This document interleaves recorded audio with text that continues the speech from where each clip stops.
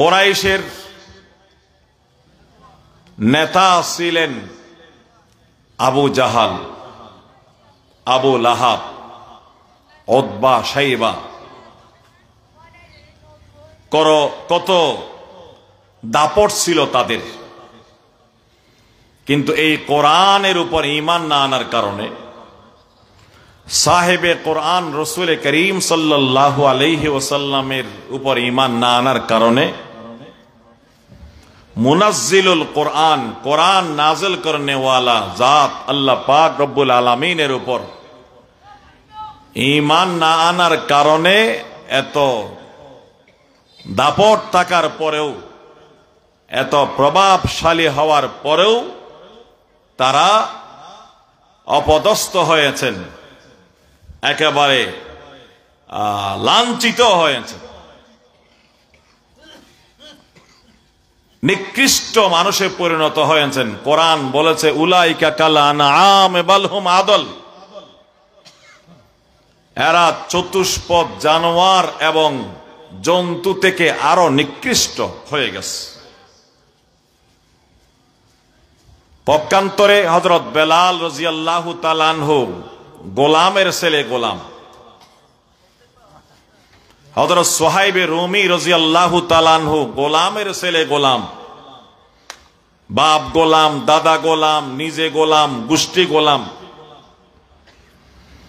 না আছে সম্মান, না আছে টাকা পয়সা, না আছে ক্ষমতা, দাপট।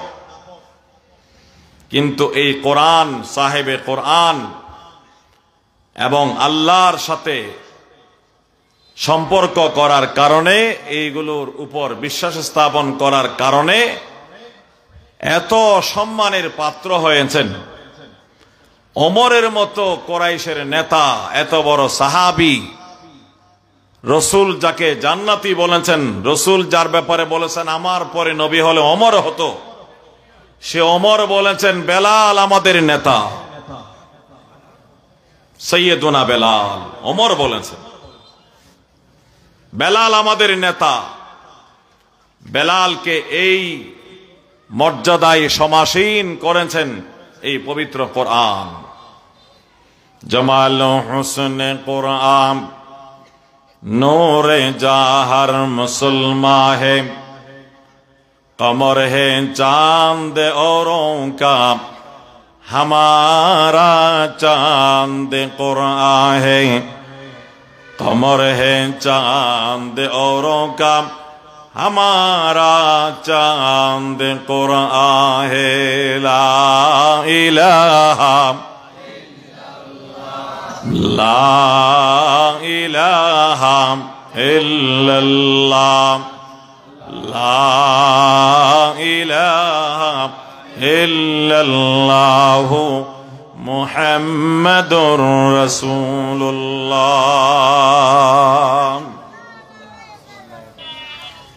এই কোরআনের দুই জায়গা থেকে আমি আয়াত তেলাওয়াত করেছি। এইগুলোর আলোচনা একটু পরে আসি, আরেকটা আয়াত দিয়ে আলোচনা শুরু করি। কোরআনের এক আয়াতে আল্লাহ তাআলা বলেন, আমি মানব এবং দানবকে সৃষ্টি করেছি আমার ইবাদত করার জন্য। মানব দানবকে সৃষ্টি করেছি শুধুমাত্র, কেবলমাত্র আমার ইবাদত করার জন্য, আমার বিধান পালন করার জন্য, আমার গোলামি করার জন্য। তাই আল্লাহর ইবাদত করার মধ্যে, আল্লাহর গোলামি করার মধ্যে, আল্লাহর আনুগত্য করার মধ্যেই আমাদের ইজ্জত। গোলামের ভিতরেই লুকিত আছে ইজ্জত। আর যদি আমরা আল্লাহর গোলামি না করি, তাহলে আমাদেরকে মখলুকের গোলামি করতে হবে। আল্লাহ একজন, এক আল্লাহর গোলামি করা ভালো হবে না হাজারো মখলুকের গোলামি করা ভালো হবে? হযরত ইউসুফ আলাইহিস সালাম বলেছিলেন, আরবাবুম মুতাফাররিকুন খায়রুন আমিল্লাহুল ওয়াহিদুল কাহ্হার। তোমাদের এত অসংখ্য দুর্বল দুর্বল দেবতা ভালো হবে না এক পরাক্রমশালী আল্লাহ রব হলে ভালো হবে? তাই এক আল্লাহর গোলামি করলে সবার উপর ইজ্জত দান করবেন আল্লাহ। এক আল্লাহর গোলামি না করলে হাজারো মখলুকের গোলামি আমাদের করা লাগবে। ইসলাম এসেছে আমাদেরকে মখলুকের গোলামি আর দাসত্ব থেকে মুক্ত করে আল্লাহর গোলামিতে নিয়োজিত করে দেওয়ার জন্য। মুসলিম সেনাপতি হযরত রিবিঈ ইবনে আমির রাদিয়াল্লাহু তাআলা বিশিষ্ট সাহাবী, তার সাথে যখন পারস্য সেনাপতি রুস্তুমের সাক্ষাৎ হয়, রুস্তুম জিজ্ঞেস করলেন যে, হে রিবিঈ ইবনে আমির, আপনারা আরব থেকে বের হয়েছেন, আপনারা কোন জাতি, আপনাদের পরিচয় কি? দেখলাম আপনারা এক নেতার নেতৃত্বে আরবের মধ্যে ঐক্যবদ্ধ হয়ে পুরো আরব জাহানের মধ্যে আপনারা রাজত্ব কায়েম করেছেন, খেলাফত কায়েম করেছেন। অথচ এর আগে আপনারা আরব জাতি ছিলেন অত্যন্ত বিচ্ছিন্ন বিক্ষিপ্ত একটা জাতি। এক মহল্লা এক দল, আরেক মহল্লা আরেক দল, মুশরিক ছিল।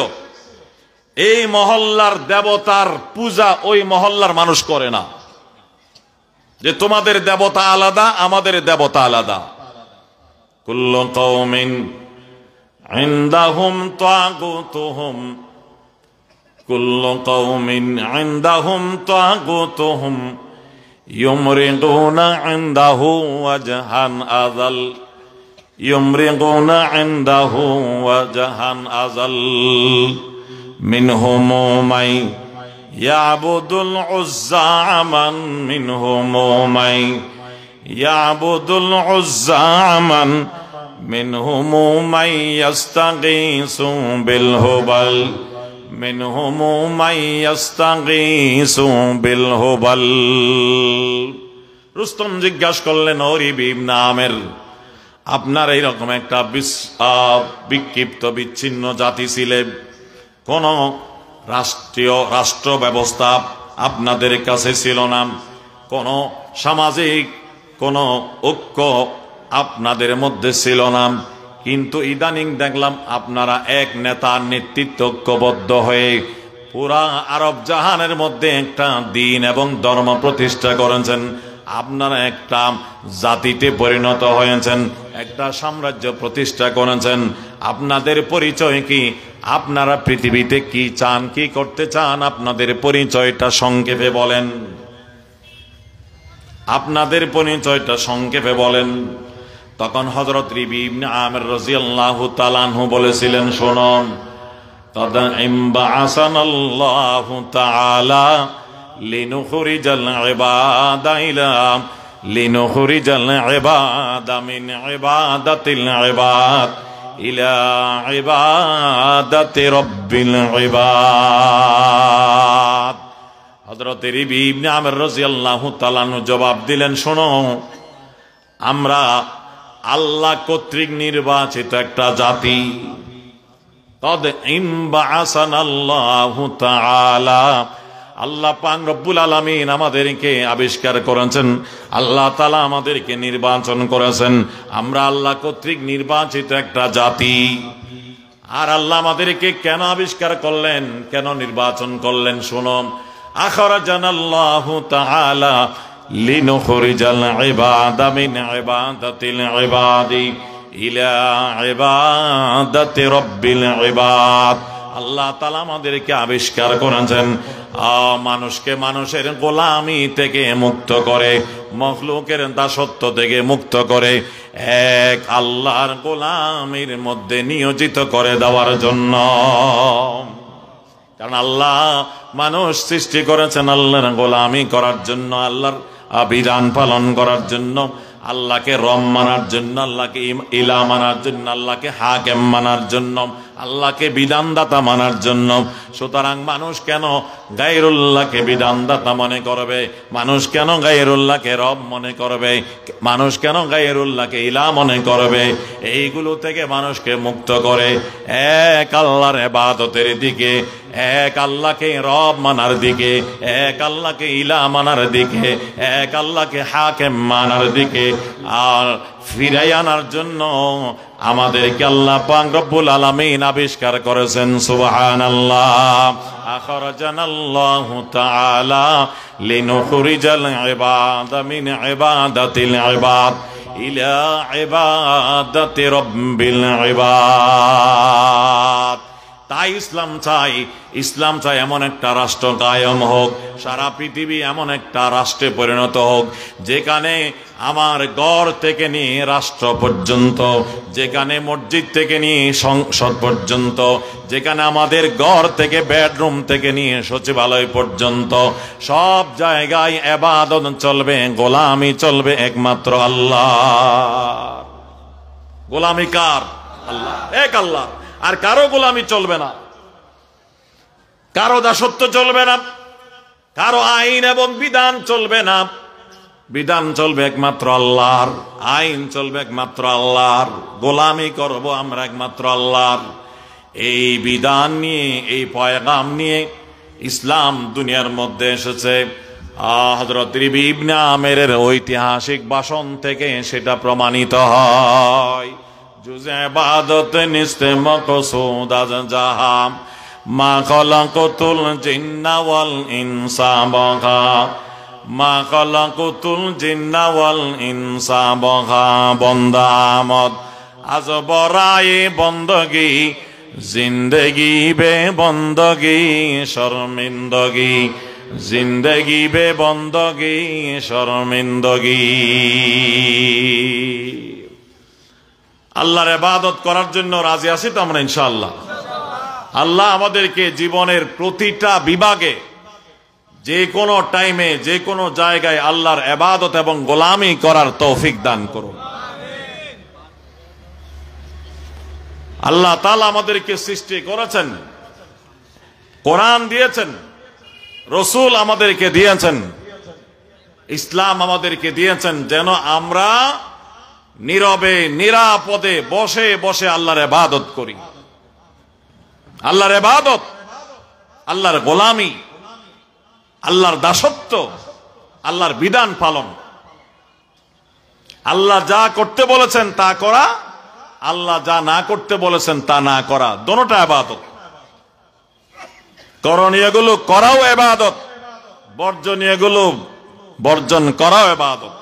নামাজ আদায় করা যেমন ইবাদত, যাকাত আদায় করা যেমন ইবাদত, হজ করা, যাকাত দেওয়া যেমন ইবাদত, নেশা না করা ইবাদত, জুয়া না খেলা ইবাদত, মূর্তি নির্মাণ না করা, ভাস্কর্য নির্মাণ না করাটাও ইবাদত, ভাগ্য নির্ধারণের লটারি না দেওয়া ইবাদত, হালাল খাওয়া ইবাদত, হালাল ব্যবসা করা ইবাদত, সুদ পরিহার করা ইবাদত, ঘুষ পরিহার করা ইবাদত, ইনসাফ কায়েম করা ইবাদত, ইনসাফ কায়েম করা ইবাদত, হুসনে সুলুক করা ইবাদত, জুলুম পরিহার করা ইবাদত, আল্লাহ পাকের সমস্ত আওয়ামের নওয়াহি মামুরাত মুনকারাত পালন করা ইবাদত। করণীয়গুলো করাটা ইবাদত, বর্জনীয়গুলো বর্জন করাটা ইবাদত। বন্দা আমদ আজ বরায়ে বন্দগি জিন্দেগি বে বন্দগি শর্মিন্দগি। যাকে যে জিনিসটা যে কাজের জন্য নির্মাণ করা হয়, ভাড়া করে আনা হয়, ওই কাজ না দিলে এটা বেকার। এই মাইক এটা এখানে ভাড়া করে টাকা দিয়ে আনা হয়েছে আমাদের মাহফিলটাকে সুন্দরভাবে সার্ভিস দেওয়ার জন্য। যদি এটা আওয়াজই না করে, এটা যদি শুধু শো আওয়াজ করে, আমি কি বললাম আপনারা শুনতে না পান, এটা যদি কোনো কাজ না দেয়, সার্ভিস না দেয়, তাহলে এটা আনা বেকার। তাকে ভাড়া দেওয়া হবে না। আপনারা সবাই তাকে, মাইকওয়ালাকে গালি দেবেন, সেও লজ্জিত হবে। কেউ তাকে গালি দিলে সেও কোনো প্রতিবাদ করতে পারবে না, বলবে যে আমি অপরাধী। কেন? যেই জন্য আমাকে আমার এই মাইককে আনা হয়েছে সেটা আমি দিতে পারলাম না। আল্লাহ পাক রব্বুল আলামিন আমাদেরকে সৃষ্টি করেছেন তার বিধান পালন করার জন্য, তার আওয়ামের পালন করার জন্য, তার নওয়াহি পরিহার করার জন্য, তার মামুরাতগুলো পালন করার জন্য, তার মুনকারাতগুলো পরিহার করার জন্য। এইগুলো যদি না করি আমরা অপরাধী হব, আমরা দোষী হব, আমরা শাস্তির উপযোগী হব, আমরা নিজেরাও অপরাধী হব, আমরা নিজেরাও নিজেকে অপরাধী মনে করব। আমাদেরকে শাস্তি দিলে, গালি দিলে আমরা কিচ্ছু বলতে পারবো না। আমরা নিজেরাই বলবো যে আমরা এই শাস্তির হকদার, আমরা এই মালামতের হকদার, আমরা এই সমালোচনার হকদার, আমরা এই আযাব এবং গজবের জন্য উপযুক্ত। বন্দামত আজ বরাই বন্দগি জিন্দগি বে বন্দগি শর্মিন্দগি ওয়ামা খালাকুতুল জিন্না ওয়াল ইনসা ইল্লা লিয়াবুদুন। প্রসিদ্ধ আয়াত, আমরা বারে বারে শুনি, সবাই জানি। মানব দানবকে আল্লাহ বলেন আমি সৃষ্টি করেছি কেবল আমার ইবাদত করার জন্য, আমাকে জানার জন্য, আমাকে মানার জন্য। এটা একটা আয়াত, এটা রাখেন। সূরা বাকারার মধ্যে আরেকটা আয়াত আছে, আল্লাহ তাআলা বলেন ইন্নী জাইলুন ফিল আরদি খলিফা, ইন্নী জাইলুন ফিল আরদি খলিফা। আল্লাহ ফেরেশতাদের উদ্দেশ্যে বলেছিলেন জমিনের মধ্যে আমি আমার প্রতিনিধি বানাবো। কি বানাবো? আমার খলিফা বানাবো। খলিফা হলাম আমরা। খলিফা কারা? আল্লাহ পাকের প্রতিনিধি খলিফা হলেন আমরা মানুষ। প্রথম আদম আলাইহিস সালাম, তারপরে অন্যান্য আম্বিয়া কেরাম, তারপরে খুলাফায়ে কেরাম। এইভাবে প্রত্যেকজন মানুষ হচ্ছে জমিনে আল্লাহ পাকের খলিফা। ইন্নী জাইলুন ফিল আরদি খলিফা।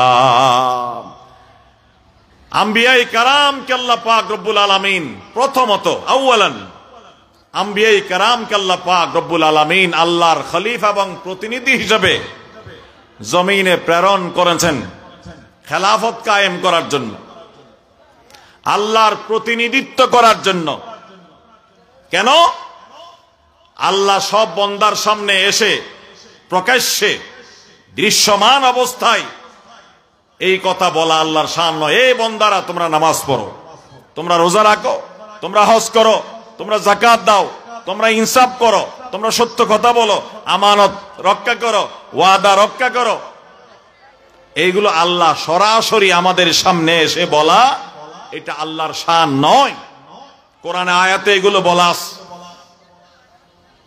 আল্লাহ তাআলা এই জন্য প্রতিনিধি বানালেন আম্বিয়াই কেরামকে। হে আদম, হে নূহ, হে ইদ্রিস, হে ইব্রাহিম, হে মূসা, হে ঈসা, হে আমার হাবিব মুহাম্মদ সাল্লাল্লাহু আলাইহি ওয়াসাল্লাম, আপনারা আমি আল্লাহর প্রতিনিধি হয়ে আমার বান্দাদের কাছে আমি আল্লাহর পয়গাম পৌঁছাই দেন। যে কথাগুলো আমি আল্লাহ আমার বান্দাদেরকে সরাসরি বলা দরকার, কিন্তু আমার শান নয়, আমি আমার বান্দাদেরকে দুনিয়াতে এরকম দেখা দেব না। আমি আমার জান্নাতি ইমানদার নেককার মুত্তাকি বান্দাদেরকে দেখা দেব জান্নাতের মধ্যে। কোথায়? বেহেশতের মধ্যে, জান্নাতের মধ্যে আল্লাহ আমাদেরকে দেখা দেবেন। পৃথিবীর সমস্ত মানুষ আল্লাহকে এমন ভাবে দেখতে পারবে, কোনো সমস্যা হবে না। রাসূল বলেন যেমন 14 তারিখের চাঁদ সারা পৃথিবীর মানুষ অনায়াসে দেখতে পায়, কোনো ঝামেলা হয় না। আল্লাহকে ওই দিন দেখা যাবে, আল্লাহ দেখা দেবেন, আমরা দেখব। দুনিয়াতে আমাদের এই চর্মচক্ষু দিয়ে আল্লাহকে দেখা সম্ভব নয়, এই জন্য আল্লাহ পাক রব্বুল আলামিন দেখাও দেবেন না। এখন আল্লাহর পয়গাম, আল্লাহর কথাগুলো আমাদেরকে কে বলবেন? আল্লাহ বলেন আমি আমার পক্ষ থেকে প্রতিনিধি বানালাম আম্বিয়ায়ে কেরামকে। আমার নবীগণ রাসূলগণ গিয়ে আমার বান্দাদের কাছে আমার পয়গাম গুলো পৌঁছাই দেবে। ওনারা হলেন খলিফা, আল্লাহর প্রতিনিধি। আল্লাহর প্রতিনিধি, তারা আল্লাহর প্রতিনিধিত্ব করেন। এই আল্লাহর প্রতিনিধিত্ব করাকে বলা হয় খেলাফত। আল্লাহর প্রতিনিধিত্ব করাকে কি বলা হয়? খেলাফত। এটা পরিবার থেকে নিয়ে, ইবাদতগাহ থেকে নিয়ে পুরা রাষ্ট্রের সমস্ত সেক্টরে, সব জায়গায় রাসূলুল্লাহ সাল্লাল্লাহু আলাইহি ওয়াসাল্লামের একটি মক্কি জীবন আর একটি মাদানী জীবন। ভালো করে খেয়াল করবেন, আমি এখনো ভূমিকা আছি, মূল আলোচনা আসতেছে। রাসূলের একটি হলো মক্কি জীবন আর একটি মাদানী জীবন। মক্কি জীবনের মধ্যে রাসূলুল্লাহর আমল একরকম, মাদানী জীবনের মধ্যে গিয়ে রাসূলের আমল আরেক রকম। মক্কি জীবনে রাসূলুল্লাহ সাল্লাল্লাহু আলাইহি ওয়াসাল্লাম কাফের বেঈমানদের শুধু জুলুম নির্যাতন এক তরফা সহ্য করেছেন, কোনো প্রতিবাদ নাই। আছে মক্কি জীবনে? মক্কার 13 বছরের রাসূলের মক্কি জীবনে কাফের বেঈমানদের জুলুম নির্যাতন যা রাসূলকে করা হয়েছে এক তরফা নির্যাতন, রাসূল কেবল সহ্য করেছেন, কেবল সবর করেছেন। সাহাবারা বলতেন, ইয়া রাসূলুল্লাহ, আর কতদিন এইভাবে আমরা থাকবো? রাসূল বলতেন, আরেকটু সবর করো, আরেকটু সবর, সবর, সবর, সবর। মক্কার 13 বছর গেছে এইভাবে, কোনো প্রতিবাদ নাই। কিন্তু মদিনায় আসার পরে আল্লাহ পাক রব্বুল আলামিন জিহাদের বিধান দিলেন। মদিনায় আসার পরে আল্লাহ তাআলা বললেন, এখন যদি মদিনায় এসে তোমরা মুসলমানদের উপরে কাফের বেঈমানেরা জুলুম নির্যাতন করতে চায়, তাহলে তাদেরকে প্রতিহত করো। ওরা যদি এখানে মদিনায় এসে হামলা করতে চায়, তাদের হাত পা ভেঙে দাও। মক্কার আমল একরকম, মদিনার আমল আরেক রকম। মদিনার মধ্যে আল্লাহ তাআলা বিধান দিয়েছেন, মক্কার মধ্যে যেহেতু রাসূল করিম সাল্লাল্লাহু আলাইহি ওয়াসাল্লাম কেবল নবী হিসেবে ছিলেন, রাসূল হিসেবে ছিলেন, দাঈ হিসেবে ছিলেন, তিনি মক্কার মধ্যে রাষ্ট্র কায়েম করতে পারেন নাই। তাই তিনি মক্কায় রাষ্ট্রপতি ছিলেন না। এই জন্য রাষ্ট্রীয় কোন বিধান আল্লাহ পাক মক্কায় রাসূলকে দান করেন নাই। মদিনায় যাওয়ার পরে রাসূল করিম সাল্লাল্লাহু আলাইহি ওয়াসাল্লাম মদিনা রাষ্ট্র কায়েম করলেন। রাসূল রাষ্ট্রপতি হয়ে গেলেন, রাসূল রাষ্ট্রপতি হয়ে গেলেন, রাসূল প্রধান বিচারপতি হয়ে গেলেন, রাষ্ট্রের সর্বোচ্চ ক্ষমতাবান ব্যক্তি হয়ে গেলেন। মক্কায় ছিলেন কেবল নবী, রাসূল এবং দাঈ ইলাল্লাহ। ইয়া আইয়ুহান নাবিয়্যু ইন্না আরসালনাকা শাহিদান ওয়া মুবাশশিরান ওয়া নাযীরা ওয়া দাঈয়ান ইলাল্লাহি বিইযনিহি ওয়া সিরাজাম মুনীরা। এইগুলো ছিল মদিনায়, মক্কায়। মদিনায় আসার পরে রাসূল করিম সাল্লাল্লাহু আলাইহি ওয়াসাল্লাম বললাম রাষ্ট্রপতি হয়ে গেলেন, প্রধান বিচারপতি হয়ে গেলেন। মদিনা রাষ্ট্র চলে রাসূলুল্লাহর কথায়। এখন রাসূলকে আল্লাহ পাক রব্বুল আলামিন নির্দেশ দিলেন, হে রাসূল, এখন পুরা মদিনার হর্তাকর্তা আপনি, মদিনার প্রধান আপনি, মদিনা রাষ্ট্রের প্রধান নায়ক আপনি। মদিনা ইসলামী রাষ্ট্র, এটার নিরাপত্তা নিশ্চিত করতে হবে। মদিনা রাষ্ট্রের উপর যে কেউ হামলা করতে আসবে, তাদের হাত পা ভেঙে দিতে হবে। আল্লাহ পাক আয়াত নাযিল করে দিলেন, উযিনা লিল্লাযীনা ইউকাতালুনা বিআন্নাহুম যুলিমু। এতদিন মুসলমান যারা মজলুম হয়েছিল, তাদেরকে আজ থেকে জালেমদের বিরুদ্ধে প্রতিশোধ গ্রহণ করার জন্য, জালেমদেরকে প্রতিহত করার জন্য, মদিনায় হামলা করতে আসলে এদেরকে প্রতিহত করার জন্য, এদেরকে প্রতিরোধ গড়ে তোলার জন্য আমি আল্লাহর পক্ষ থেকে অনুমতি দেওয়া হলো। উযিনা লিল্লাযীনা ইউকাতালুনা বিআন্নাহুম যুলিমু।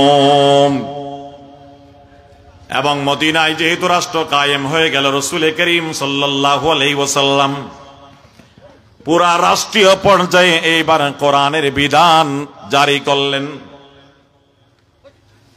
পুরা রাষ্ট্রীয় পর্যায়ে রাসূল করিম সাল্লাল্লাহু আলাইহি ওয়াসাল্লাম ইসলামের বিধান জারি করলেন। বললেন মদিনা রাষ্ট্র পরিপূর্ণ কোরআন সুন্নাহ মোতাবেক পরিচালিত হবে। মদিনার বিচার বিভাগ কোরআন সুন্নাহ মোতাবেক পরিচালিত হবে। আজ থেকে মদিনা রাষ্ট্রের মধ্যে কেউ চুরি করলে তার হাত কেটে দেওয়া হবে। আজ থেকে মদিনা রাষ্ট্রের মধ্যে কেউ যদি নেশা করে তাকে বেত মারা হবে, দোররা মারা হবে। মদিনা রাষ্ট্রের মধ্যে কেউ যদি জিনা করে আর সে যদি অবিবাহিত হয় তাকে 100 করে বেত মারা হবে। আজ থেকে মদিনায় কেউ যদি জিনা করে 4 সাক্ষীর মাধ্যমে যদি প্রমাণিত হয় এবং সে বিবাহিত হয় তাকে পাথর মেরে মেরে হত্যা করা হবে, সঙ্গে সারি করা হবে, রজম করা হবে। কোরআনের বিধানগুলো একটার পর একটা আল্লাহ পাক রাসূল করিম সাল্লাল্লাহু আলাইহি ওয়াসাল্লামকে দিলেন এবং মদিনায় রাসূল করিম সাল্লাল্লাহু আলাইহি ওয়াসাল্লাম কোরআন সুন্নাহর সমস্ত বিধান বাস্তবায়ন করলেন। আল্লাহ পাকের প্রতিনিধিত্ব রাষ্ট্রীয় পর্যায়ে তিনি প্রতিষ্ঠা করলেন। সুবহানাল্লাহ, কামেল হয়ে গেল। আল্লাহ তাআলা সেটা বলেন, হুয়াল্লাযী আরসালা রাসূলাহু বিল হুদা ওয়া দীনিল হক লিইয়ুযহিরাহু আলাদ-দীনি কুল্লিহি। আল্লাহ তার রাসূলকে প্রেরণ করেছেন হেদায়েত সহকারে দ্বীনে হক এবং ইসলামের সাথে। লিইয়ুযহিরাহু আলাদ-দীনি কুল্লিহি, ইসলামকে অন্য সমস্ত ধর্ম এবং অন্য সমস্ত মতবাদের উপরে বিজয় করার জন্য। সুবহানাল্লাহ। এটা যতদিন রাসূল মক্কায় ছিলেন হয় নাই। মক্কায় ইসলাম গালেব হয় নাই, বিজয় হয় নাই। রাসূল মদিনায় যাওয়ার পরে ইসলাম বিজয় হয়েছে, কোরআন বিজয় হয়েছে। কোরআনকে আল্লাহ বিজয় করেছেন, রাসূলকে বিজয় করেছেন, ইসলামকে আল্লাহ বিজয় করেছেন মদিনায় হিজরত করার পর। মদিনায় হিজরত করার পর মক্কায় তারা বিজয় ছিলেন না, মক্কায় তারা পরাধীন ছিলেন। মদিনায় যাওয়ার পরে স্বাধীন হয়েছেন। মক্কায় তারা দুর্বল ছিলেন, মদিনায় যাওয়ার পরে তারা শক্তিশালী হয়েছেন। মক্কায় তারা মগলুম ছিলেন, মদিনায় যাওয়ার পরে তারা গালেব এবং বিজয় হয়েছেন। সুবহানাল্লাহ। এই জন্য হিজরত, মক্কা থেকে রাসূলের মদিনায় হিজরত, এটা এক ঐতিহাসিক ঘটনা।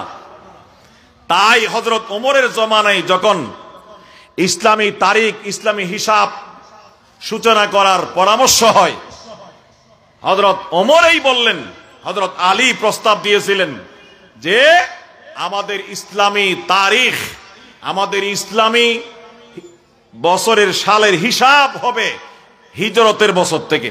কোন বছর? হিজরতের বছর। না হয় ওই মিটিং এর মধ্যে, সাহাবীদের ওই মিটিং এর মধ্যে কেউ প্রস্তাব দিয়েছিলেন রাসূলের জন্মের বছর থেকে ইসলামী তারিখ হিসাব করার জন্য। কেউ প্রস্তাব দিয়েছিলেন যে বছর রাসূলকে আল্লাহ নবুয়ত এবং রিসালাত দান করেছেন ওই বছর থেকে ইসলামী হিসাব শুরু করার জন্য। কেউ প্রস্তাব দিয়েছিলেন রাসূল করিম সাল্লাল্লাহু আলাইহি ওয়াসাল্লামের ওয়াফাত এবং ইন্তেকাল যে বছর হয় ওই বছর থেকে ইসলামী তারিখ হিসাব করার জন্য। হযরত ওমর রাদিয়াল্লাহু তাআলা আনহু একটাও গ্রহণ করেন নাই। হযরত ওমর বলেন, রাসূলের জন্ম বছর থেকে যদি ইসলামী তারিখ আমরা হিসাব করি এটা খ্রিস্টানদের সাথে মিলে যাবে। খ্রিস্টানদের যে ইংরেজি সাল, এটা ঈসা আলাইহিস সালামের জন্ম বছর থেকে শুরু হয়েছে। এই জন্য এটাকে আমরা আরবিতে মিলাদি বলি। মিলাদি 2024 আরবিতে লিখলে আল মিলাদি, অর্থাৎ ঈসা আলাইহিস সালামের জন্ম বছর থেকে এই সালের গণনা শুরু হয়। হযরত ওমর বলেন, আমাদের রাসূলের জন্মের বছর থেকে যদি আমরা এই হিসাব শুরু করি খ্রিস্টানদের সাথে মিলে যাবে। আর রাসূল করিম সাল্লাল্লাহু আলাইহি ওয়াসাল্লামকে যে বছর নবুয়ত দেওয়া হয়েছে ওই বছর থেকে হিসাব করলে চলে। তবে রাসূল নবুয়ত পাওয়ার পরে ইসলাম গালেব হয় নাই, ইসলাম দুর্বল ছিল। 3 বছর পর্যন্ত প্রকাশ্যে ইসলামের ঈমানের দাওয়াত পর্যন্ত দিতে পারেন নাই রাসূল, নিজের এলাকায় দুর্বল অবস্থায় ছিল। ইসলাম ওই দিন থেকে বিজয় হয়, গালেব হয়, শক্তিশালী হয়। আন্তর্জাতিক ভাবে স্বীকৃতি লাভ করে, একটা আন্তর্জাতিক ধর্ম হিসাবে স্বীকৃতি পায়। যে তারিখ থেকে রাসূল করিম সাল্লাল্লাহু আলাইহি ওয়াসাল্লাম মদিনায় হিজরত করেন, সুবহানাল্লাহ। তাই হিজরতের ঘটনা এক ঐতিহাসিক পরিবর্তন এনেছে ইসলামের ইতিহাসে। এই জন্য ওখান থেকে ইসলামী তারিখের হিসাব করা হয়। তো বলছিলাম, ইসলাম গালেব হয়েছে হিজরতের পর। রাসূল রাষ্ট্রনায়ক হয়েছেন, বিচারপতি হয়েছেন হিজরতের পর, মদিনায় যাওয়ার পরে। মদিনায় গিয়ে আল্লাহর পয়গম্বর ইসলামকে গালেব করলেন, বিজয় করলেন। অন্যান্য সমস্ত দিন, ধর্ম, মতবাদ সবগুলো পরাজিত হয়ে গেল। আল্লাহ পাকের এই আয়াতের সত্যতা প্রমাণিত হলো। হুয়াল্লাযী আরসালা রাসূলাহু বিল হুদা ওয়া দীনিল হক লিইয়ুযহিরাহু আলাদ-দীনি কুল্লিহি। আল্লাহ তার রাসূলকে প্রেরণ করেছেন হেদায়েতের সাথে এবং দ্বীনে হকের সাথে। এই দ্বীনে হককে দুনিয়ার সমস্ত মতবাদের উপর বিজয় করার জন্য রাসূল বিজয় করেছিলেন। রাসূল এই বিজয় অবস্থায় ইসলামকে সাহাবাদের কাছে দিয়ে গেলেন আমানত স্বরূপ। সাহাবায়ে কেরামের জমানায় ইসলাম বিজয় ছিল, কোরআন বিজয় ছিল এবং খেলাফত যতদিন ছিল বিজয় ছিল। আমাদের মুসলমানদের ভাগ্যের নির্মম পরিহাস, আস্তে আস্তে যখন খেলাফত ব্যবস্থা বিলুপ্ত হয়ে যায়, ইসলাম আবার দুর্বল হয়ে যায়। ইসলাম আবার দুর্বল হয়ে যায়, মুসলমান আবার দুর্বল হয়ে যায়, ইসলাম আবার পরাজিত হয়ে যায়। খেলাফত ব্যবস্থা বিলুপ্ত হওয়ার পর থেকে আবার যদি আমরা ইসলামকে দুনিয়ার মধ্যে গালেব করতে চাই, দেশের মধ্যে কোরআনকে বিজয় করতে চাই, ইসলামকে বিজয় করতে চাই, আবারও রাষ্ট্রের মধ্যে, সারা দুনিয়ার মধ্যে খেলাফত ব্যবস্থা কায়েম করতে হবে। খেলাফত ব্যবস্থা কায়েম করতে হবে। এটা বলে যদি হয় আমাদের লাভ কি? শব্দটা মনে হয় সবার কাছে পরিচিত না। খেলাফত ব্যবস্থা আবার কি? মানে ইসলামী রাষ্ট্র ব্যবস্থা। রাষ্ট্র কোরআন সুন্নাহ মোতাবেক পরিচালিত হওয়া, রাষ্ট্র শরীয়তের বিধান মতে পরিচালিত হওয়া, এটা হবে খেলাফত ব্যবস্থা কায়েম হলে। বলে এটা কি দরকার? এটা হলে আমাদের লাভ কি? এটা নাই আমাদের লস কি?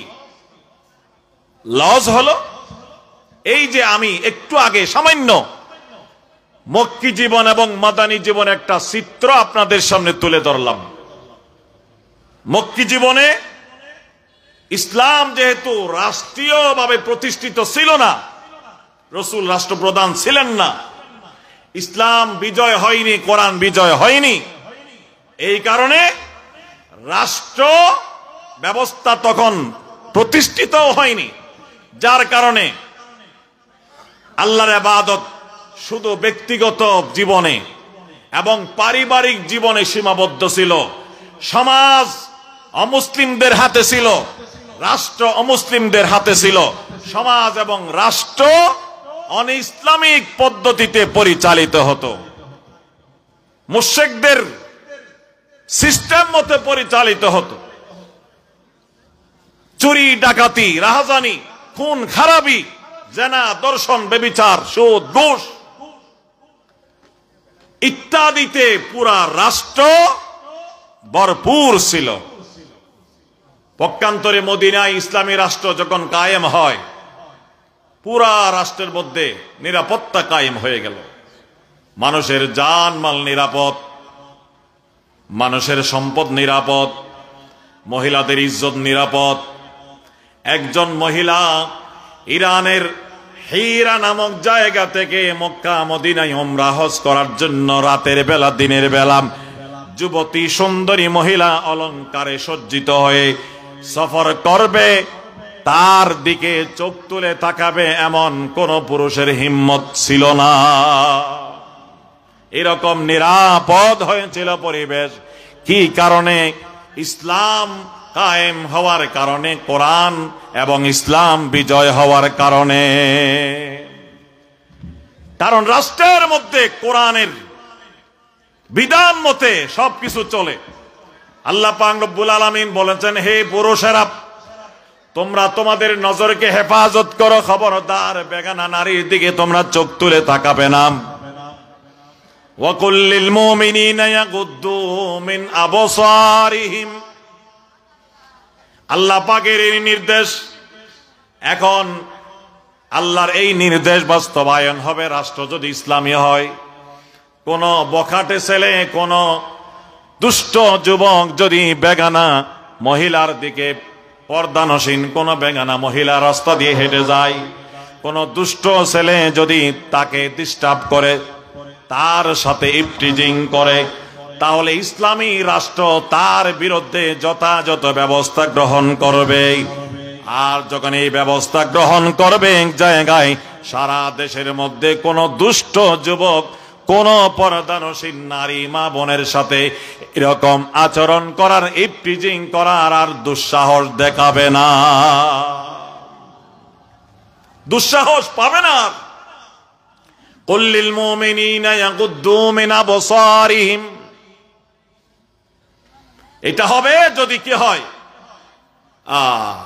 রাষ্ট্রের মধ্যে কোরআনী শাসন কায়েম হয়। এবং সেটা তখন পরিপূর্ণভাবে সফল হবে যখন আমরা নিজেরাও ব্যক্তিগত জীবনে কোরআনের বিধানকে ফলো করব, মানব। আমরা যদি না মানি, ইসলাম কায়েম কোথায় হবে? রাষ্ট্রের মধ্যে ইসলাম কায়েম করার আগে সমাজে কায়েম করতে হবে। সমাজ মিলে রাষ্ট্র হয়, কয়েকটা সমাজ মিলে রাষ্ট্র হয়। সমাজে ইসলাম কায়েম করার আগে আমাদের পরিবারে কায়েম করতে হবে। পরিবার, কয়েকটা পরিবার মিলে একটা সমাজ হয়। পরিবারে ইসলাম কায়েম করার আগে আমার ব্যক্তিগত জীবনে ইসলাম কায়েম করতে হবে। কারণ কয়েকজন মানুষ নিয়ে একটা পরিবার গঠন হয়, ব্যক্তি থেকে পরিবার হয়, পরিবার থেকে সমাজ হয়, সমাজ থেকে রাষ্ট্র হয়। তাই আগে ব্যক্তি গঠন করতে হবে, তারপরে পরিবার, তারপরে সমাজ, তারপরে রাষ্ট্র। কিছুদিন আগে আপনারা হয়তো দেখেছেন, আফগানিস্তানের একজন মন্ত্রী, মোল্লা কি যেন তার নাম, আমি দেখেছি, তার কাছ থেকে একজন মহিলা সাংবাদিক, বেপর্দা মহিলা, ইউরোপিয়ান,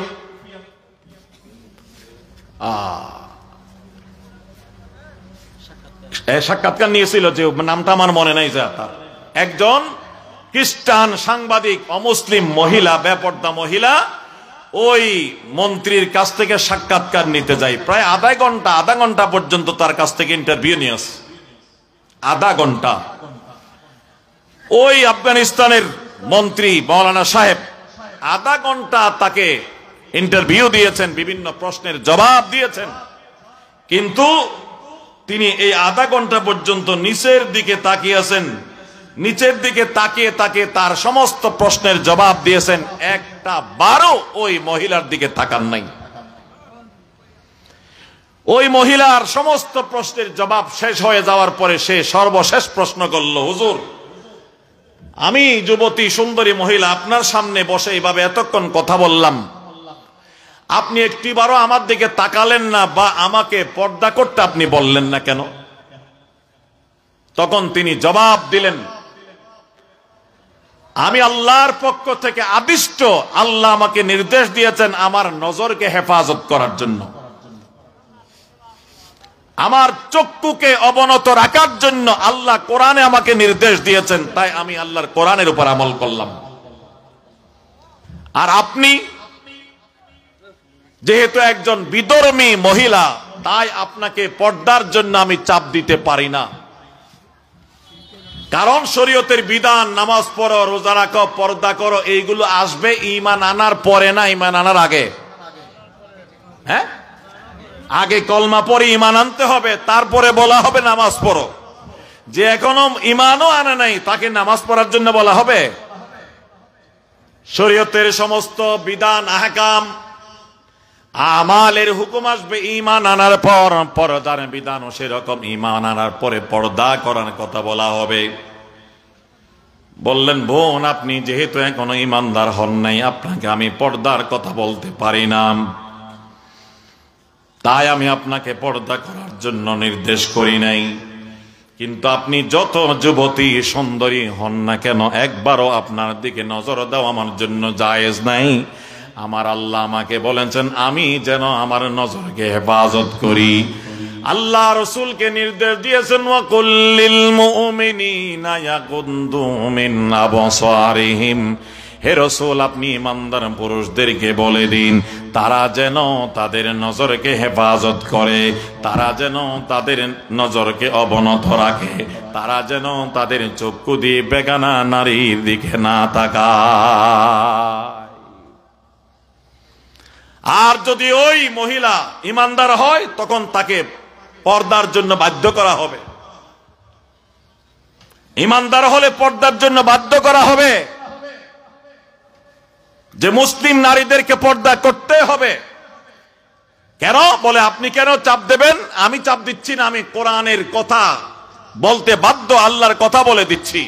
আল্লাহ পাক রব্বুল আলামিন বলেছেন, ওয়াকুল ওয়াকারনা ফি বুয়ুতিকুন্না ওয়ালা তাবাররাজনা তাবাররুজাল জাহিলিয়াতিল উলা।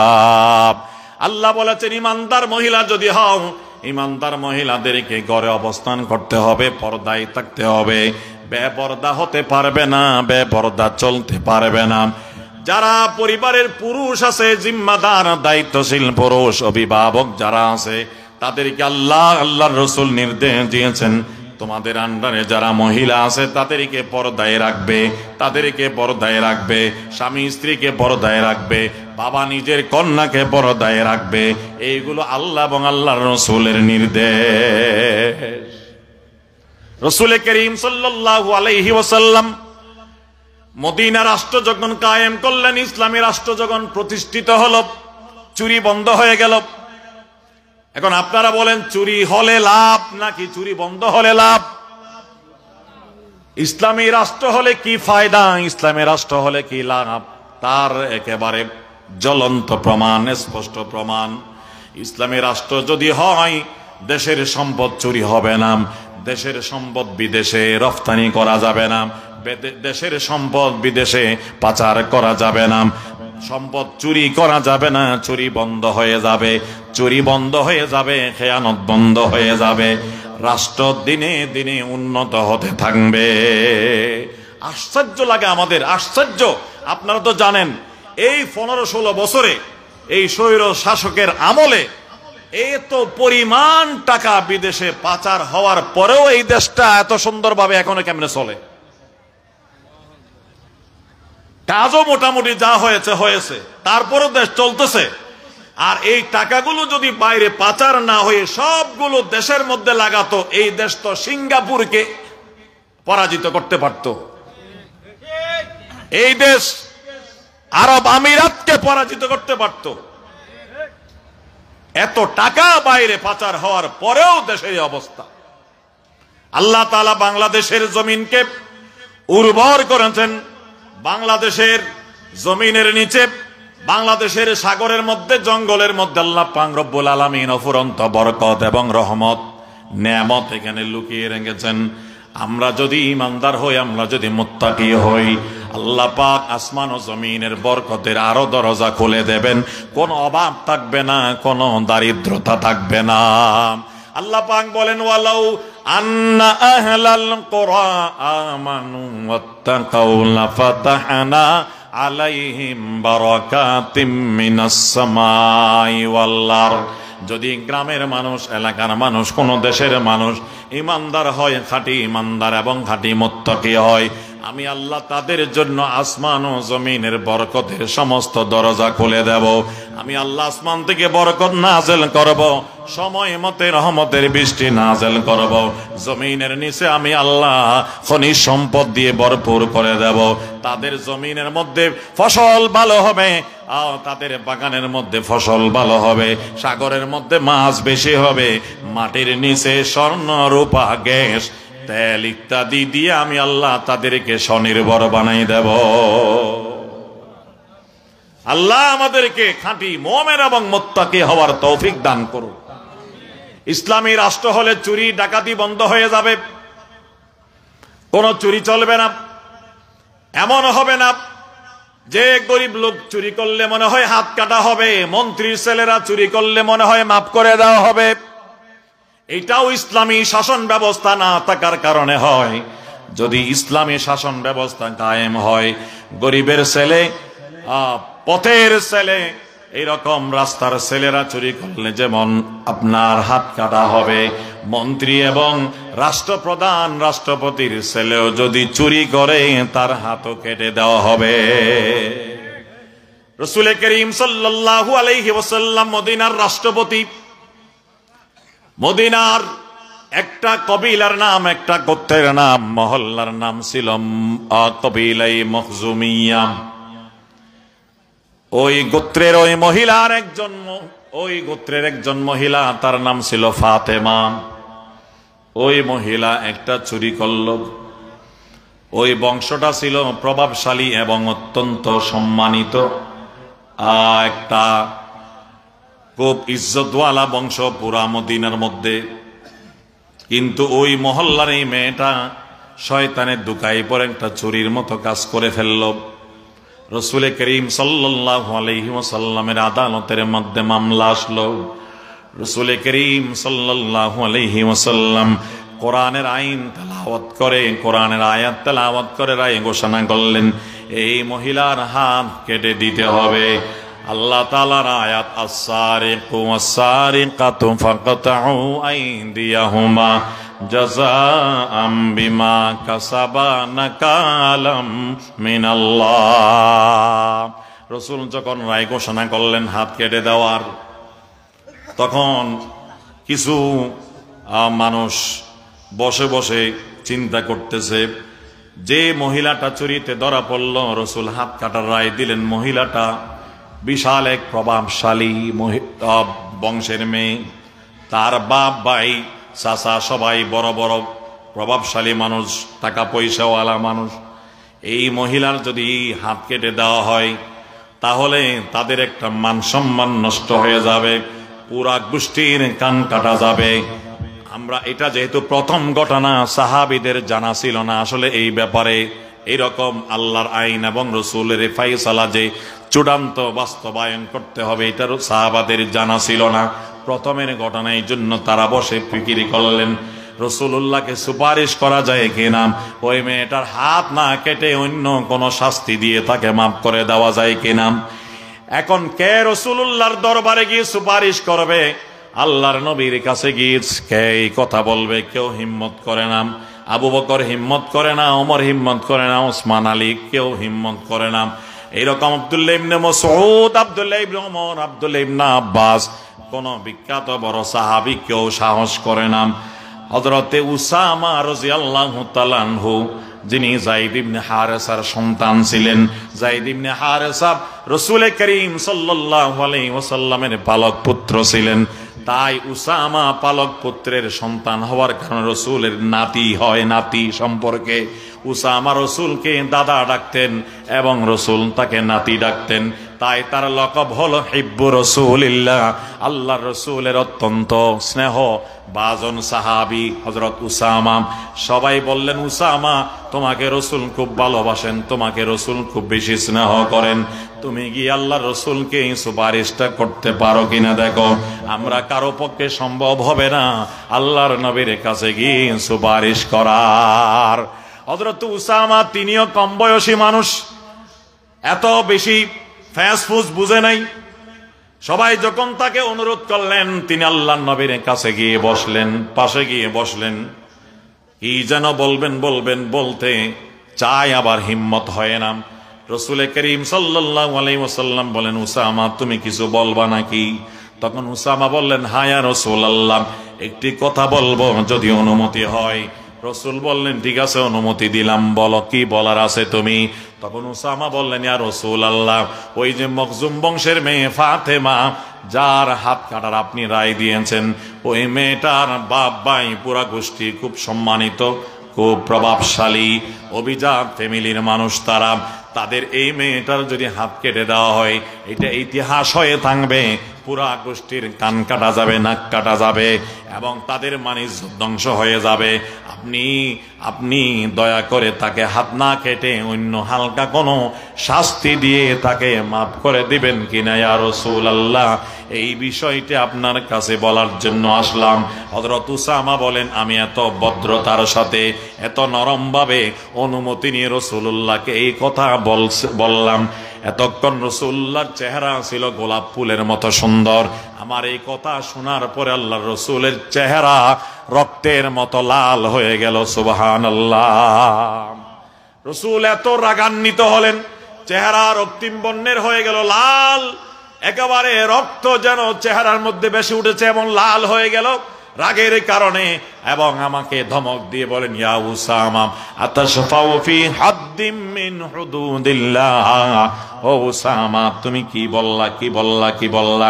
এই যে আমি চুরির বিধান আমি শোনালাম, আমি হাত কাটার রায় দিলাম, এটা তো আমার বানানো আইন নয়। আইন কার? আমার বানানো আইন নয়, আমার বানানো কোনো এটা বিচার নয়, এটা আল্লাহ পাকের আইন। এইগুলোকে হদ বলা হয়। হদ কোরআন শরীফ আল্লাহ যে আইনগুলো দণ্ডবিধিগুলো উল্লেখ করেছেন এগুলোকে হদ বলা হয়। এখানে পরিবর্তন করার এখতিয়ার আমার নাই, এটা মাফ করার ক্ষমতাও আমার নাই, এটা কমানোর ক্ষমতাও আমার নাই, বাড়ানোর ক্ষমতাও আমার নাই। আল্লাহর আইনের কথা আমি তোমাদের সামনে বললাম, এর বিরুদ্ধে সুপারিশ করার জন্য তুমি কিভাবে সাহস করলা?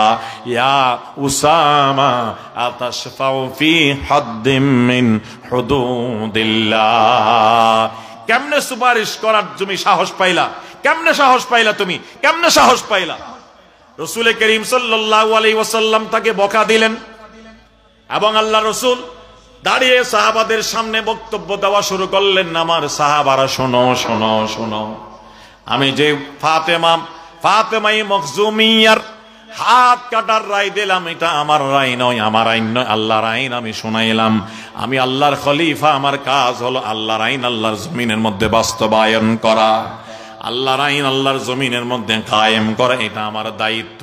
আমি এটা না করলে আল্লাহ আমার উপরে নারাজ হবেন, তোমরা না করলে আল্লাহ তোমাদের উপর নারাজ হবেন। শোনো শোনো, তোমরা মনে করেছো এই যে আইন, এটা ওই ফাতেমায়ে মখজুমিয়া অভিজাত ফ্যামিলির মেয়ে হওয়ার কারণে, প্রভাবশালী সম্পদশালী পরিবারের মেয়ে হওয়ার কারণে তাকে না দেওয়ার জন্য, তাকে হালকা কিছু দিয়ে মাফ করে দেওয়ার জন্য। তার মানে গরিব মেয়ে হলে, অন্য কোনো গরিব সাধারণ মানুষ হলে তাকে এই বিচার করার জন্য। শোনো আমার সাহাবারা, আমাদের আগে যারা এই দেশের মধ্যে ছিল, মদিনায় ছিল ইহুদিরা, তাদের উপর আল্লাহর লানত কেন হয়েছে তোমরা জানো নাকি? তাদের উপর আল্লাহর গজব কেন নাযিল হয়েছে তোমরা জানো নাকি? তাদের কাছে আল্লাহ কিতাব নাযিল করেছিলেন তাওরাত। তাওরাতের মধ্যে চুরির বিধান ছিল, জেনার বিধান ছিল, এই আইনগুলো ছিল। কিন্তু তারা কি করেছে? তাদের কোন দুর্বল মানুষ যদি চুরি করত, জেনা করত, তার উপর ওই তাওরাতের বিধান মতে বিচার করত। তারা চোরের হাত কেটে দিত, জেনা করলে দর্রা মারত। কিন্তু তাদের কোন বড় লোক, তাদের কোন বড় মানুষ চুরি করলে অথবা জেনার মতো অপরাধ করলে তাদেরকে ওইভাবে শাস্তি দিত না, তাদেরকে মাফ করে দিত অথবা হালকা শাস্তি দিত। আল্লাহর আইন নিয়ে তারা সিনি মিনি খেলেছিল, এই কারণে আল্লাহর গজব এবং আযাব তাদের উপর নাযিল হয়েছে। আল্লাহ তাদের উপরে লানত করেছেন, তারা হালাক হয়ে গেছে, আল্লাহ তাদেরকে হালাক করে দিয়েছেন। তোমরা যদি আল্লাহর আইন নিয়ে এরকম উল্টা পাল্টা করো, কারো ক্ষেত্রে বাস্তবায়ন করো, কারো ক্ষেত্রে না করো, আল্লাহর আযাব গজব এবং লানত তোমাদের উপর নাযিল হবে। শোনো শোনো, এবার শোনো, নিশ্চয় আমি তোমরা কে কি বলো, কে কি করে, কে কি বলে এটা আমি দেখব না। তাদের পরিবার, তাদের পরিবারের কান কাটা যাবে, এটা আমি দেখব না। তারা উল্টা বকে যাবে, তারা এই করবে সেই করবে, আমি এইগুলো পরোয়া করি না। আমি আল্লাহর নবী, আল্লাহর রাসূল, আল্লাহর খলিফা, আল্লাহর হক, আল্লাহর বিধান আমি কায়েম করব। আমি তার হাত অবশ্যই কেটে দেব। তোমরা কি বলো এই মখজুম বংশের মেয়ে ফাতেমা? কি বলো তোমরা এই ফাতেমা? সেই ফাতেমা নয়, আমি মুহাম্মদের মেয়ে ফাতেমাও যদি চুরি করে আমি তার হাত কাটতে দেরি করব না। লাউ সারাকাত ফাতিমাতু বিনতু মুহাম্মাদিন লাকাতাতু ইয়াদাহা, আমি মুহাম্মদের মেয়ে ফাতেমাও যদি চুরি করে আমি তার হাত কেটে দেব। আল্লাহর আইন সবার জন্য সমান। এইভাবে করার কারণে পুরা মদিনা থেকে বিলকুল চুরি বন্ধ হয়ে গেছে। এইভাবে জেনার শাস্তি কায়েম করার কারণে জেনা বন্ধ হয়ে গেছে। মায়েজা আসলমি জেনার অপরাধ করেছিল, তিনি বিবাহিত ছিলেন। রাসূল করিম সাল্লাল্লাহু আলাইহি ওয়াসাল্লাম সাহাবায়ে কেরামকে নির্দেশ দিলেন, তাকে এক কোমর পর্যন্ত মাটির মধ্যে গাড়ো, মাটির গর্ত তৈরি করে এক কোমর পর্যন্ত ভিতরে ঢুকাই দাও, তারপরে মাটি ভরাট করে দাও যেন উঠতে না পারে। এইবার পাথর মারো যতক্ষণ মরে না যায়। এটা আল্লাহর আইন। এরকম একটা করলে দৃষ্টান্তমূলক সব অপরাধ বন্ধ হয়ে যাবে। এই জন্য কোরআনী শাসন যদি কায়েম হয়, ইসলামী রাষ্ট্র ব্যবস্থা যদি কায়েম হয়, তাহলে চুরি, ডাকাতি, বেইনসাফি সব কিছু বন্ধ হয়ে যাবে। আজকে রাষ্ট্রীয় পর্যায়ে যে জুলম এবং আদালতের মধ্যে যে সীমাহীন জুলম, অনিয়ম, বেইনসাফি, এইগুলো সব হচ্ছে ইসলামী রাষ্ট্র ব্যবস্থা না থাকার কারণে। যদি ইসলামী রাষ্ট্র ব্যবস্থা থাকতো তাহলে পরিপূর্ণ আদল এবং ইনসাফ কায়েম হতো, আদল এবং ইনসাফ কায়েম হতো, শান্তি প্রতিষ্ঠিত হতো, দেশে অশান্তি দূর হয়ে যেত, অশান্তি থাকতো না। হযরত আলী রাদিয়াল্লাহু তাআলা আনহু যখন খলিফাতুল মুসলিমিন, হযরত আলী, তার একটা যুদ্ধের পোশাক ছিল, যুদ্ধের পোশাক, যাকে আরবিতে দেরা বলা হয়, দেরা। এই যুদ্ধের পোশাকটি একজন ইহুদি চুরি করে নিয়ে যায়, তার পক্ষ থেকে হারিয়ে যায়। কে যেন চুরি করে নিয়ে গেছে। প্রথমে হযরত আলী জানতেন না। কয়েকদিন পর হযরত আলী রাদিয়াল্লাহু তাআলা আনহু দেখলেন বাজারের মধ্যে একজন ইহুদি তার এই জামা বিক্রি করার জন্য নিয়ে গেছে। হযরত আলী তাকে দেখলেন, তার হাতে এই জামা দেখলেন, দেখার পরে বললেন, এই জামা তো আমার, তুমি কোথায় পেয়েছো? আমার জামা আমাকে দিয়ে দাও, আমার জামা আমাকে দিয়ে দাও, এই জামা আমার। হযরত আলী রাষ্ট্রপতি, খলিফাতুল মুসলিমিন, এই কথাটি বললেন। কিন্তু ওই ইহুদি বলে, আলী, ও খলিফাতুল মুসলিমিন আলী, আপনি যে দাবি করছেন এই জামা আপনার, এই কথা ঠিক নয়। জামা আপনার হলে আপনার বাড়িতে থাকতো, আপনার গায়ে থাকতো, আমার হাতে কেন? সুতরাং এই জামা যখন আমার হাতে, এটার মালিক আমি। যুক্তি তার। আলী বললেন, আমার জামা আমি চিনি, কয়েকদিন পর্যন্ত এটা পাচ্ছি না, চুরি হয়ে গেছে, আজকে দেখলাম তোমার কাছে এটা আমার, তুমি আমাকে ফেরত দাও। তখন ওই ইহুদি বলল, খলিফাতুল মুসলিমিন আলী, যদি এই জামার আপনি দাবিদার হয়ে থাকেন তাইলে আমার সাথে ঝগড়া না করে আপনি আদালতের মধ্যে যান, আদালতের মধ্যে আমার বিরুদ্ধে মামলা দায়ের করেন। আদালত শুনানির পর যদি রায় দেয় এটা আপনার, আপনি নিয়ে যাবেন। শুনানির পর আদালত যদি রায় দেয় এই জামা আমার, আমি নিয়ে যাব। হযরত আলী বললেন, ঠিক আছে, তুমি সুন্দর কথা বলেছো, আমি যাচ্ছি তোমার বিরুদ্ধে মামলা করার জন্য কোর্টে। রাষ্ট্রপতি, তাকে একজন সংখ্যালঘু ইহুদি বলতেছে, আপনি আমার বিরুদ্ধে মামলা করার জন্য কোর্টে যান।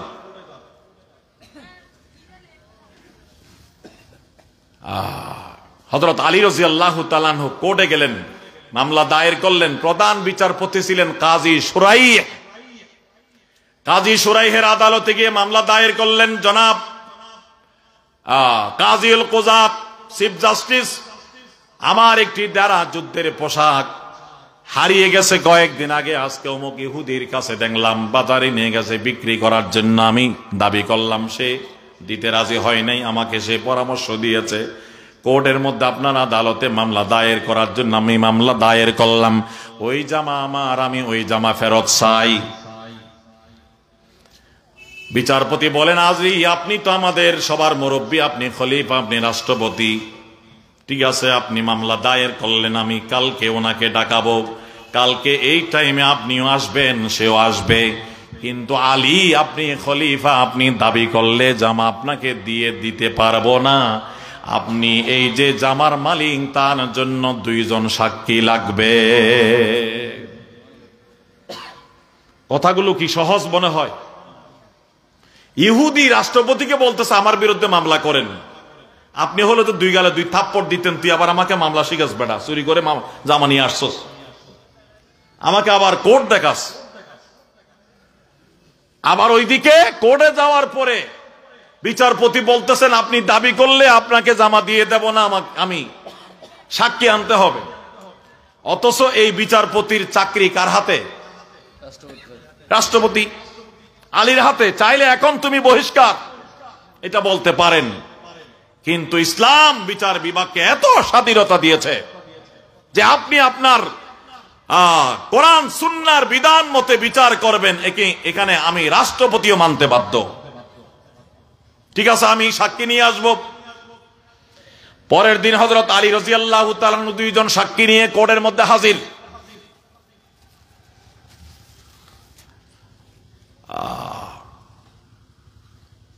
2 জন সাক্ষী নিয়ে হাজির।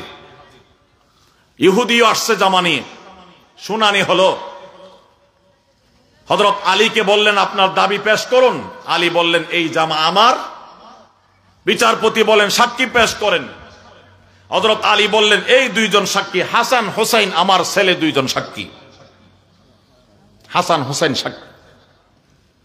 আশ্চর্য কথা, বিচারপতি কাজী সোরাই বলেন খলিফাতুল মুসলিমিন আলী, আপনি হলেন বাবা, এই 2 জন আপনার ছেলে। কোর্টের মধ্যে ছেলের সাক্ষী বাবার পক্ষে গ্রহণযোগ্য নয়, এদের সাক্ষী আমি গ্রহণ করব না, অন্য সাক্ষী থাকলে নিয়ে আসেন। কি সাহস! এই অধিকার ইসলাম দিয়েছে। ছেলের সাক্ষী বাবার পক্ষে হবে। আপনি বাবা, তারা 2 জন ছেলে আপনার, গ্রহণযোগ্য হবে না, তাদের সাক্ষী আমি মানি না।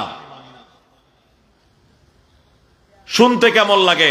উপস্থিত যারা এমনি লোক আসছে ওখানে দেখার জন্য, শোনার জন্য, একজন আওয়াজ দিয়ে বলে হে কাজী সোরাই, কাদের সাক্ষী আপনি গ্রহণ করছেন না? হাসান হোসাইনের ব্যাপারে রাসূলুল্লাহ বলেছেন তারা জান্নাতের যুবকদের সর্দার। قال النبي صلى الله عليه وسلم الحسن والحسين سيدا شباب اهل الجنة। রাসূলুল্লাহ বলেছেন হাসান হোসাইন যুবকের, জান্নাতের মধ্যে যত যুবক যাবেন সমস্ত যুবক জান্নাতীদের সরদার হবেন হযরত আলী, হযরত আলীর বেটা হাসান এবং হোসাইন। তাহলে হাসান হোসাইন 2 জন জান্নাতি, জান্নাতের যুবকদের সরদার। জান্নাতের ভিতরে গিয়ে হবে না, বাইরে থেকে হবে? ভিতরে গিয়েই তো হবে। তার মানে হাসান হোসাইন জান্নাতি। রাসূলুল্লাহ সনদ দিয়েছেন। একজন বলেন ও বিচারপতি, আপনি কাদের সাক্ষী মানবেন না, কাদের সাক্ষী গ্রহণ করবেন না? হাসান হোসাইনের ব্যাপারে আল্লাহর নবী তো জান্নাতি বলে সনদ দিয়েছেন। কাজী সোরাই জবাব দিলেন হাসান হোসেন জান্নাতি আমি জানি, হাদিস আমার জানা আছে। সেটা হলো তাদের একটা ইজ্জতের বিষয়, তাদের মর্যাদার বিষয়। কোর্টের বিষয় হলো ভিন্ন, কোর্টের বিষয় ভিন্ন। কোর্টের মধ্যে কে সাক্ষী হতে পারবে, কে পারবে না, কার সাক্ষী কার জন্য গ্রহণযোগ্য হবে, কার সাক্ষী কার জন্য গ্রহণযোগ্য হবে না, সেটা ভিন্ন ব্যাপার। হাসান হোসাইনের বুজুর্গির ব্যাপারে আমি মানি, হাসান হোসাইন যে জান্নাতি এটা আমি মানি, হাসান হোসাইন আমার তাজ, মাতার তাজ, এগুলো আমি মানি। কিন্তু কোর্টের মধ্যে বাবার জন্য ছেলে সাক্ষী হবে এটা আমি মানি না। কাজী সোরাই বললেন হাসান হোসেনকে আমি বাতিল করে দিলাম, অন্য সাক্ষী পেশ করলে দেখান, আনি নিয়ে আসেন। তখন হযরত আলীর আগে গোলাম ছিল, আলী তাকে আজাদ করে দিয়েছেন। আজাদকৃত গোলাম কুম্বুর ও আসলো। ও আসার পরে আলী বললেন ও আমার পক্ষে সাক্ষী। ও বলল আমি জানি এটা আমার মৌলা আলীর জামা। কাজী সোরাই বললেন ঠিক আছে, একজনের সাক্ষী পাইলাম, আরেকজন লাগবে। আলী বললেন আমার আর কোনো সাক্ষী নাই, এই একজনেই। হাসান হোসাইনের সাক্ষী আপনি অ্যাকসেপ্ট করলেন না, কম্বরের সাক্ষী আপনি অ্যাকসেপ্ট করলেন কিন্তু একজন, তাই আপনি যদি বলেন হবে না, সংখ্যা পূরণ হয় নাই, নেশাব পূরণ হয় নাই, আদত পূরণ হয় নাই, এটা আপনি যখন যা ইচ্ছা তা করতে পারবেন। বিচারপতি তখন বলেন, আলী এখানে বাদীর জন্য জরুরি ছিল 2 জন সাক্ষী পেশ করা, তিনি 2 জন সাক্ষী পেশ করতে পারেন নাই শর্ত মোতাবেক। প্রথম 2 জন পেশ করলেন, তারা শর্ত বিলুপ্ত হওয়ার কারণে বাতিল হয়ে গেল। পরে একজন পেশ করেছেন আর একজন খালি, এই জন্য তার শর্ত পূরণ হয় নাই, তিনি সাক্ষী পেশ করতে পারেন নাই। যখন বাদী সাক্ষী পেশ করতে পারবে না, হাদিস মোতাবেক বিধান হলো বিবাদী কসম করে আল্লাহর নামে শপথ করে বলবে, ও যদি আল্লাহর নামে শপথ করে বলে এই জামা তার পক্ষে রায় হবে। قال النبي صلى الله عليه وسلم البينة على المدعي واليمين على من أنكر। এইবার কাজী শোরাই বলেন, এই ইহুদি তুমি দাঁড়াও, তুমি বিবাদী, তুমি কি আল্লাহর নামে শপথ করে বলতে পারবা এই জামা তোমার? ও বলল, হ্যাঁ আমি বলতে পারবো, বলো। ও বলল, আমি আল্লাহর নামে কসম করে বলতেছি এই জামা আমার, আল্লাহর নামে কসম করে বলতেছি এই জামা আমার। ও যখন আল্লাহর নামে শপথ করে বলল, কাজী শোরাই রায় দিয়ে দিলেন এই জামা ইহুদির, আলীর নয়, ইহুদি তুমি তোমার জামা নিয়ে চলে যাও। অথচ জামার মালিক আলী,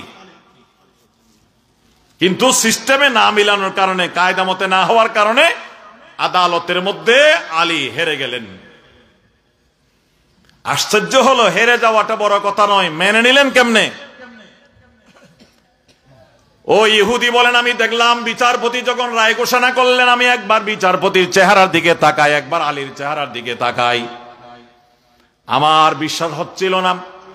এই বিচারপতি খলিফার আন্ডারে একজন কর্মকর্তা, কিভাবে খলিফার বিরুদ্ধে রায় দিতে পারল, আর খলিফা তার এই রায় কেমনে মেনে নিতে পারলো? আমি আশ্চর্য হয়ে গেলাম।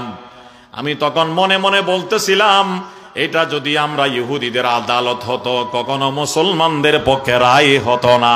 ইসলামের আদালত হওয়ার কারণে আমি ইহুদির পক্ষে রায় হয়েছে আজকে। এটা প্রমাণ ইসলাম ধর্ম সত্য।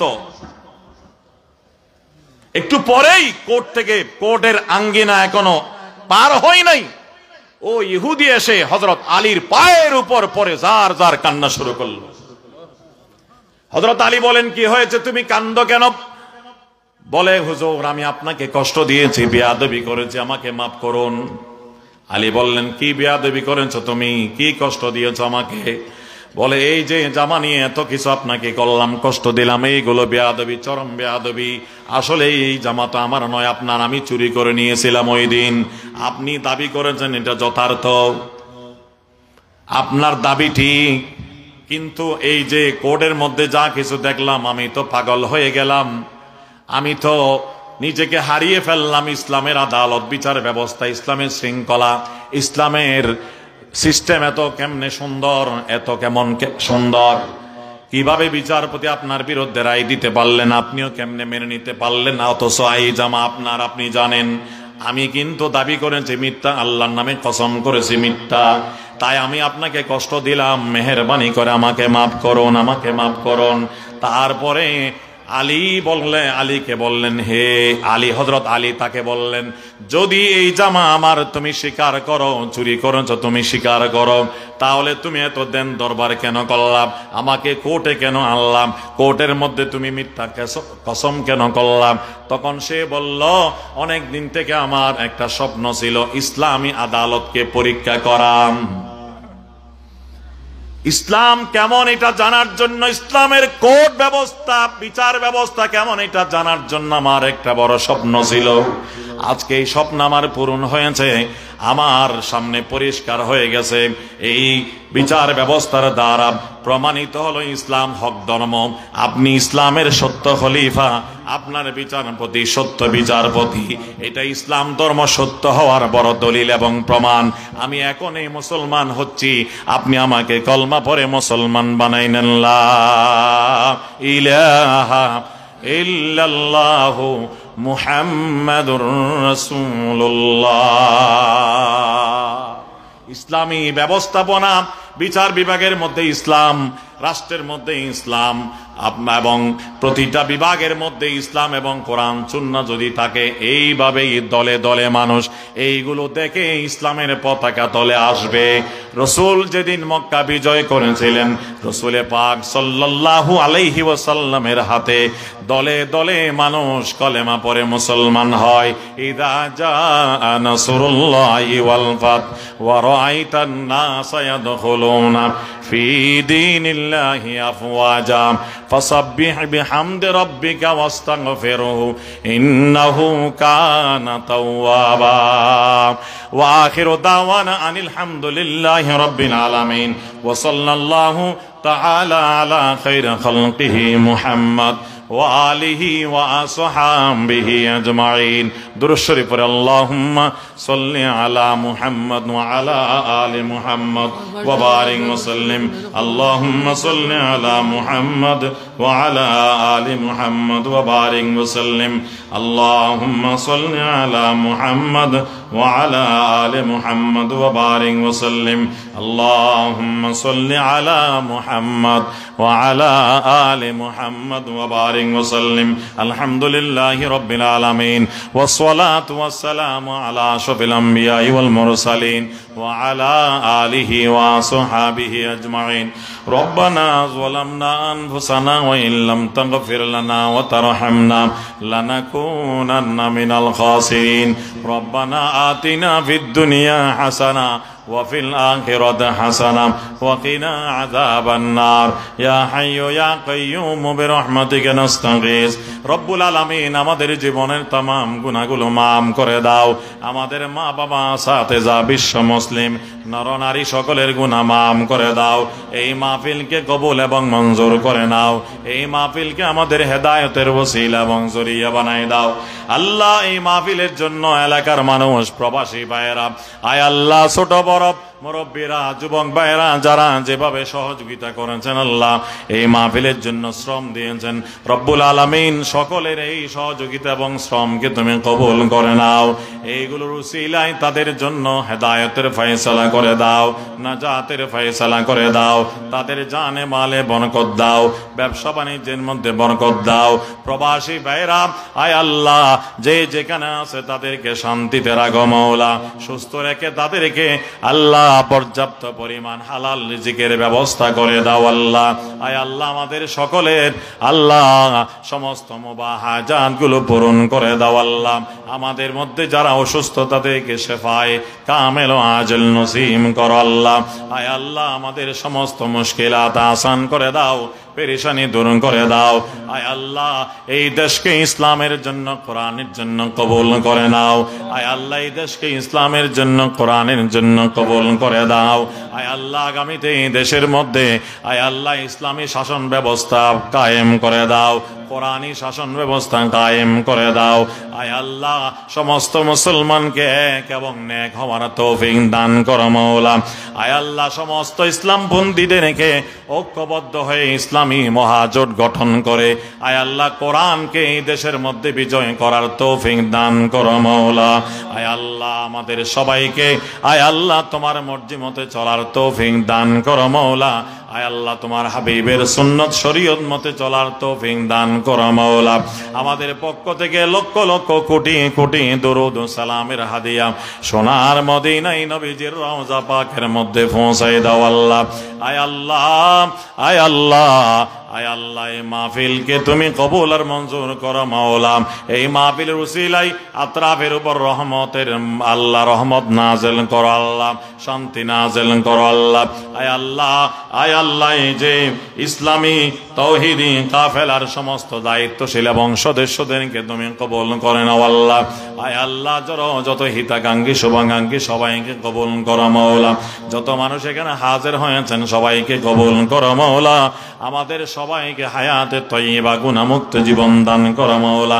টেনশন মুক্ত জীবন দান করো মাওলা, সুস্থতার সাথে দীর্ঘনেক হায়াত দান করো মাওলা, আমাদের সকলকে মওতের জন্য তৈয়ার হওয়ার তৌফিক দান করো মাওলা। আয় আল্লাহ, জানি না কখন ডাক আসবে, আয় আল্লাহ আমাদের সকলকে আখিরাতের সামান জোগাড় করার, কবরের সামান জোগাড় করার তৌফিক দান করো মাওলা। আয় আল্লাহ আখিরাতের পাতেও সংগ্রহ করার তৌফিক দান করো মাওলা, ঈমান আমলকে মজবুত করার তৌফিক দান করো মাওলা। আয় আল্লাহ আমাদের আখিরাতের সমস্ত ঘাটিগুলোকে আল্লাহ তোমার রহমতের উসিলায় আল্লাহ সহজভাবে আমাদেরকে পার করাই দিও মাওলা। আল্লাহ কিয়ামতের ময়দানে আমাদের নবীজির সুপারিশ আমাদের হকের মধ্যে মঞ্জুর করিও মাওলা। আয় আল্লাহ আমাদের জন্য জান্নাতুল ফেরদৌসের ফয়সালা করে দিও মাওলা, জাহান্নাম থেকে আমাদেরকে মুক্তি দান করো মাওলা। ওয়া সাল্লাল্লাহু তাআলা আলা খায়রি খালকিহি মুহাম্মদ ওয়া আলিহি ওয়া আসহাবিহি আজমাইন বিরহমাতিকা ইয়া আরহামার রাহিমিন।